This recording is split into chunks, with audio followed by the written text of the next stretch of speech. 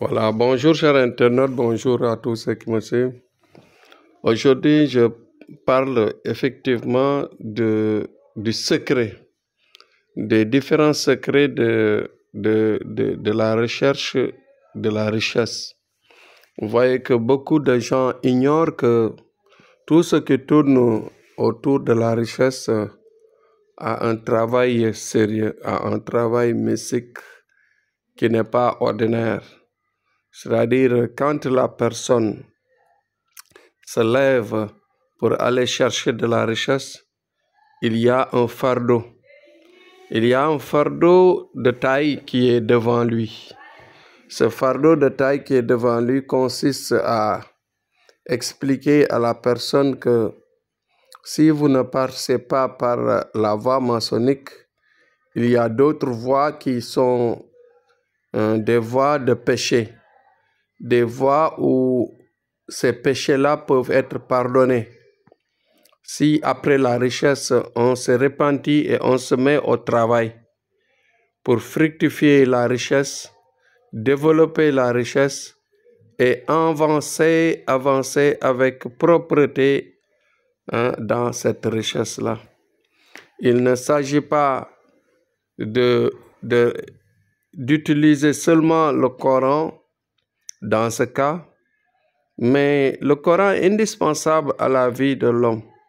La prière est indispensable à la vie de l'homme, du musulman. Et je dirais que les 5 piliers de l'islam sont à respecter scrupuleusement. Mais en ce qui concerne, je veux dire, la vie pour avoir la richesse sur terre, vous voyez, cette richesse est la protection et tout ce qui tourne autour des avantages de la vie comme l'attirance, la célébrité, tout cela, ce sont des choses que l'on vit avec les djinns, que l'on collabore avec nos djinns. Mais les gens ne savent pas qu'il y a le secret de faire, le secret de travailler, le secret de se mettre au travail, c'est-à-dire à s'engager dans un rythme qui n'est pas à dévoiler, un rythme de travail qui n'est pas à parler comme ça dans une vidéo par exemple, mais c'est à parler à tête avec le client et l'auteur, c'est-à-dire le marabout qui fait ça. Vous savez que dans nos services, tout est secret parce qu'on ne peut pas enrichir une personne et demain dire son nom, dire que demain, cette personne-là, c'est moi qui l'ai relancé, cette personne-là, c'est moi qui l'ai ouvert les portes, je l'ai ouvert de cette façon, je l'ai ouvert de cette manière. Donc, tous ces risques-là, on ne les fait pas. Parce que si la personne, que ça soit les deux camps, que ça soit le client comme que ça soit le marabout, s'ils n'ont pas de secret, les travaux ne marchent pas. Les travaux de marabout marchent dans la mesure où le principal auteur, le principal travailleur est secret, est discret, ne parle pas de ce qu'il fait. Parce que ce qu'on fait là, ces secrets qu'on fait n'ont pas besoin d'être dévoilés. Cela est dangereux. Cela est dangereux de celui qui le fait, mais c'est dangereux pour celui qui, par exemple, qui est le client et qui vient qu'on le met dans un rituel qu'il applique et qu'il trouve ses avantages et après il relate ce qu'il a fait pour devenir ce qu'il est. Donc nous devons faire attention.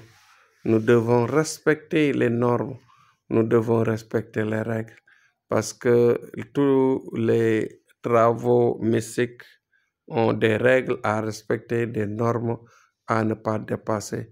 Même quand on devient riche, on ne doit plus se comporter comme avant la richesse. Dès qu'on démarre les travaux pour la voie de la richesse, pour la voie de changer sa vie, on n'a plus le droit de se comporter comme les autres. Parce que les guides n'ont pas besoin de bavardage, n'ont pas besoin de relater des faits, n'ont pas besoin de beaucoup parler, n'ont pas besoin, bien sûr, de rappeler, de raconter les secrets. Donc, voilà ce que nous devons retenir du message d'aujourd'hui. Et ma foi, comme je le dis tous les jours, essayez de partager les vidéos pour aider les gens à comprendre, partager le maximum de vidéos pour aider les gens à écouter et à comprendre. On peut rendre une personne très riche avec une voie qu'on lui mène.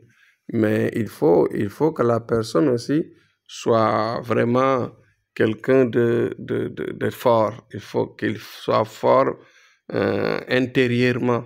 Quand on n'est pas fort intérieurement, bon, les conditions peuvent être difficiles à supporter.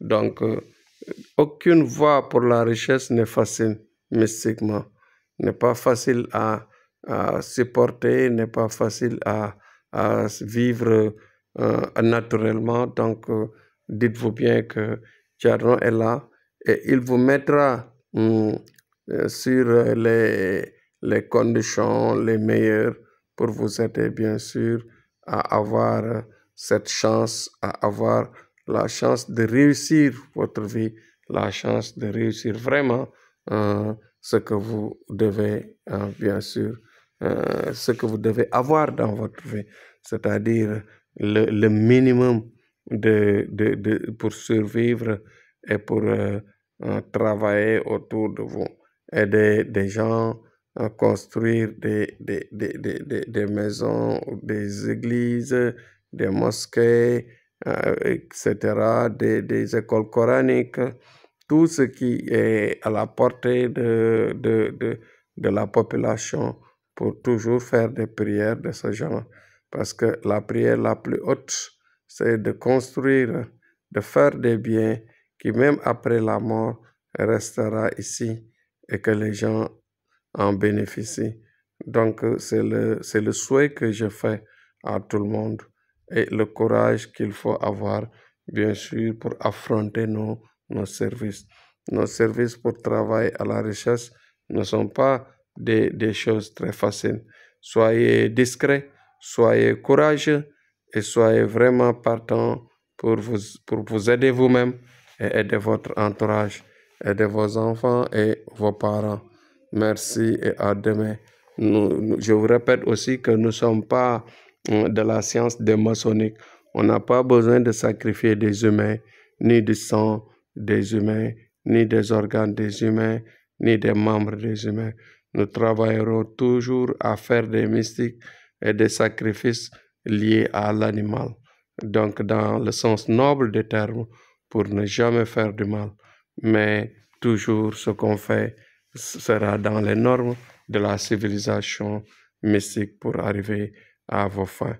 Merci, à demain, c'était Tchana Amadou. Courage à tous.